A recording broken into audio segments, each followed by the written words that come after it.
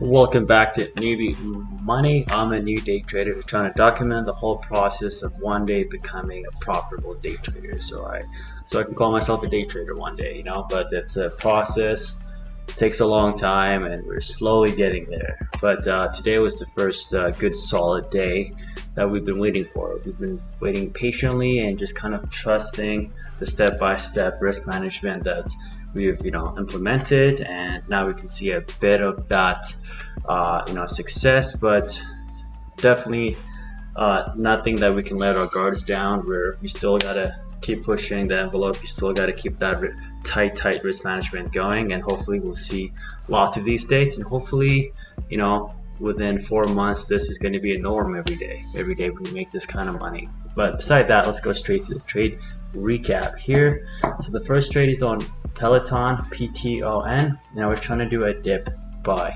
Today SPY dumped hard around this area and a lot of names just went down with SPY.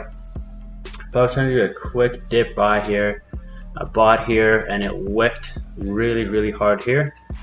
Then when it was coming down, I sold for just a $6 loss. So that's really good, really good. And also Peloton, Riot, MRN, like every single name on this order history is crazy spread on them, like a minimum spread of at least $10. So the $6 loss is actually pretty good. That just means that as soon as it went the other way, as soon as I noticed that something was up, I was able to get out.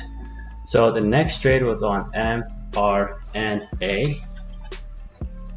And if you look at mRNA here, it was dipping. So I was trying to get a quick dip again, a quick dip buy. So I got 10 shares here, 10 shares here. And as soon as I noticed something was up, something was rotten in the state of Denmark, I was like, fuck that shit. And I pulled out for a $15 loss.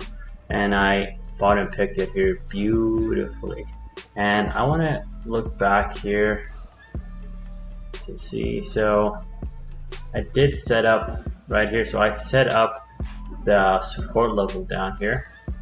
So when this came right here, and it broke through it, and I was like, oh shit, like this is pretty good, because it broke that support level and might have a good chance of it going up higher.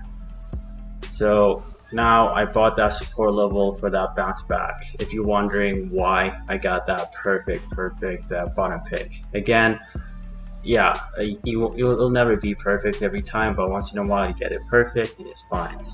But I only had 30 shares with it, so that gave me a $72 gain. Then I went to NVDA, and NVDA was a short, and I noticed this is SPY was going down, so I wanted to short over here, but I shorted it on that quick bounce back from that initial big red candlestick that went down.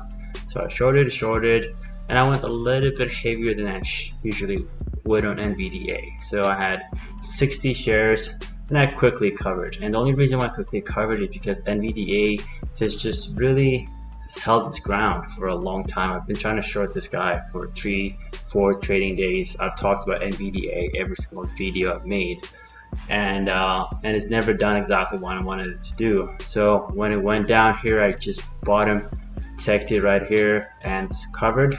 Obviously it went down a lot more, but I was like, okay, whatever. But at this point now I have like $120 cushion. So I was like, okay, the market's looking good. I'm remembering a bit of my old style of scalping. I'm getting a bit of that confidence. I got the wind on my back. I'm just gonna keep on going. So I increased my share size, and I went to our IoT Riot, and I bought this first dip, sold for $126. And I bought a bunch of dips and just shorted a bunch of rips to get me up to $602. And right here it looks pretty ugly, but it's actually pretty well controlled. I'll show you. So if we go here, I bought the dip here and I sold the majority, and whatever was left I just covered here, and it went down. and it went up, and it comes down, and here I'm thinking like, oh, it's just gonna rip up again, and I bought and bought, and I, for some reason, I only wanted to have I think 100 shares, but I somehow had 400 shares on this one, and that's when I had $122 loss. So I bought, and as soon as it starts to rip down, I got out quickly for that $122 loss. Then quick buy, added a bunch here for a $400 share, then sold all of it here. Now right here, this is actually my favorite play. I don't know, I didn't take it because I'm trying to stay safe. That's all I'm trying to do. But when it comes dip here, it has a really good reversal. This is kind of when people notice that, oh man, like, okay, maybe this stock has stopped going down for a bit and it's going to be going up for the upside for the short term. This is one of the key indication. Kind of think of it as just like a bouncing ball. It just went down, boom, boom, kind of slowed down now, but now it's about to pick up speed, and this is that first initial big bounce that gives it to go past the previous resistance.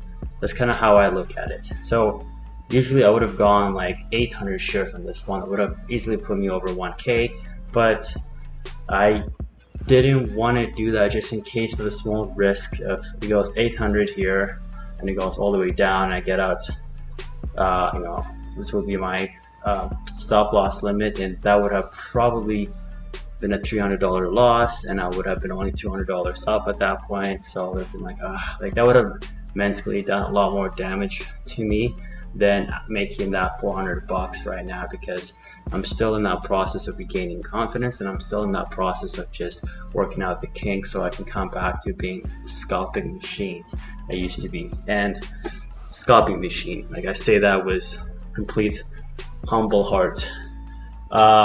Yeah, so that's pretty much it, guys. I literally just waited for the good setups and been scalping the shit out of it. I did play LAZR for a quick dip buy right here, and yeah, nothing too crazy, but this doesn't really change anything. Tomorrow I'm still gonna go back to playing it small, and if I do see a good cushion, then I'll increase my share size slowly and slowly. I'm not really going to do anything that would, you know, result in increasing share size until I get this account to 13,500. So I'm only probably $300 away from that right now.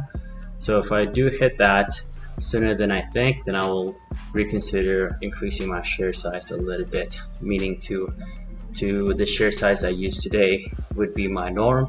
Then if once I get comfortable with that, then I'll go back to my old share size, where I'll buy, you know, easily at least 800 to 1200 shares of Riot at a time, then kind of play with that.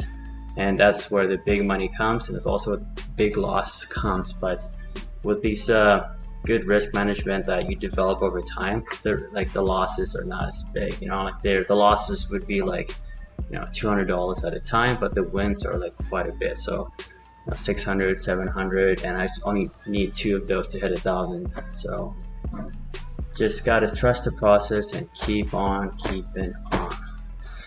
Alright guys, I hope you guys had a wonderful day. I hope you guys had a really good day trading. I hope no one got trapped in that big SPY sell-off.